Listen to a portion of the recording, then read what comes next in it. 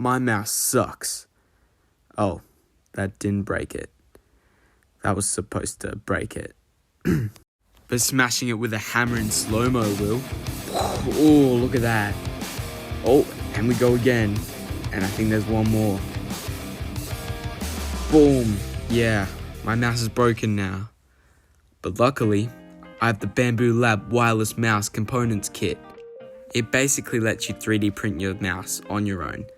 And there's the QR code for the models. And you just use the stuff that's on the inside and you can make your own. I'm not gonna lie, the box is pretty basic. So I'm just gonna open it up. There's nothing on the back.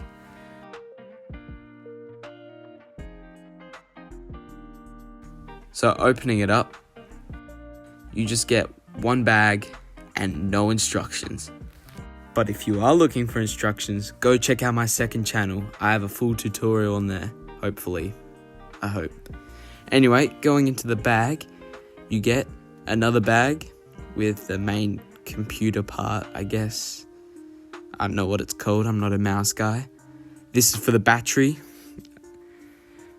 These are like little feet. They go on the bottom. Then we've got the track wheel. I think that's what it's called. And we got this clear thing that the laser shines through. You know what I'm talking about, on the bottom of the mouse. Yeah. And then we have screws, if I can get them out. You actually get an extra screw, which is really nice of them. So now we're on to printing the parts for the mouse. This is the outside part. And I didn't actually realize how long this was going to take. This took like 5 hours, I think. I don't know. I wasn't really paying attention. This is a really cool time lapse, by the way. You should subscribe.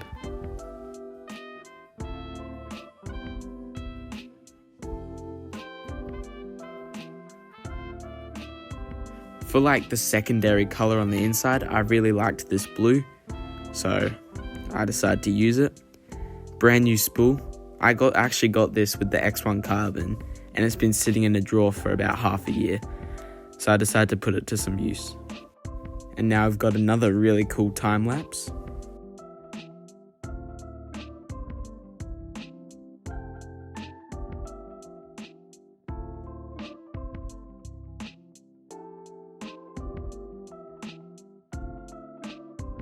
And that's all you have to print for this. It's not a lot actually if you think about it. And removing the supports were actually very easy. This was my first try. And I thought there was more on the inside, but turns out that's actually just the design of it. Which looks really cool. I like how you can see through it, so you can have like an accent color. And then we've got this blue part. It's nothing really too special about it. Yeah, pretty cool. Then we've got the bottom part where you put all the components on. And I was printing with a lot of white filament and didn't clean my bed. So that's why it's so white on the bottom. And just be careful when you're printing this. These front two pieces are very wobbly. I already broke mine, so be careful. And then you have this little thing. This is just to cover the battery. And this is the mouse fully assembled. Like I said, if you're looking for a tutorial, check out my second channel video. I'll have it linked in the description and at the end. If it was not working to begin with, make sure you actually turn it on before you actually start using it. I forgot to and I thought mine was broken. So be careful about that. What's really cool about this mouse is if you press the little white button in the middle, you can control the sensitivity of your mouse. And I think there's 4 different levels of sensitivity, which is really cool. And the mouse feels really nice in your hand. The clicking works well.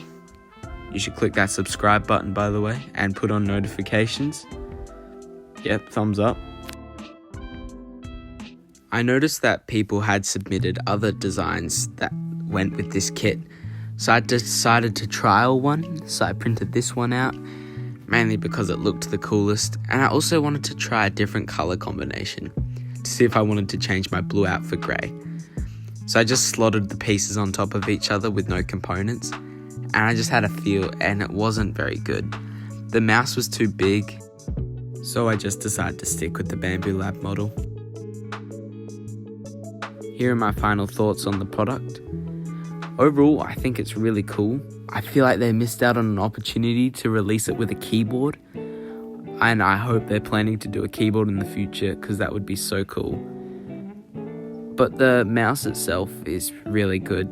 I like the design of it. It feels really nice to hold, and the clicking's not a real loud click, it's a soft one. Here are some pros for this product. It's very affordable. It's only like $20 for the kit, Australian, and that's the same price as a pretty low tier mouse, but still, it's the same price as you could buy a mouse for. The customization options. You can customize this mouse to however you like. You can change the colors, or you could legit just change the entire thing. You can change the whole design, and people have already done that. And with that, it's also very easy to make. It only takes a couple 3D printed parts and just my YouTube tutorial on my second channel, and that's all you need to make it. There's no steps that are too hard for anyone, and you don't even need to know anything about the electronics or anything. Now onto some cons. The first one is this mouse isn't really good for gaming. I've tried it with a couple games, and sometimes it just doesn't register a stroke, so you have to do it again. So I wouldn't really recommend this if you're a gamer. The second one is there's no matching keyboard. I thought they would release a mouse and a keyboard together, but they didn't. And I hope they do one in the future because that would be really cool. And the third one is there's only one set of feet. If you want to change all the parts to your mouse, you can.